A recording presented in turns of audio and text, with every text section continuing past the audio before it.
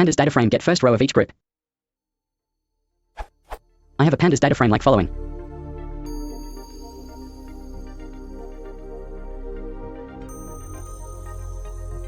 I want to group this by ID, value, and get the first row of each group.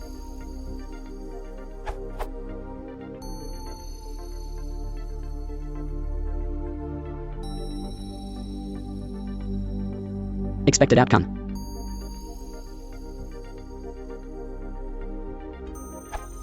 I tried following, which only gives the first row of the data frame. Any help regarding this is appreciated.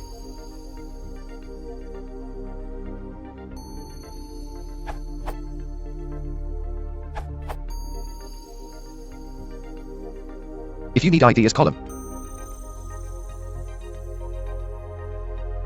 To get in first records, you can use head.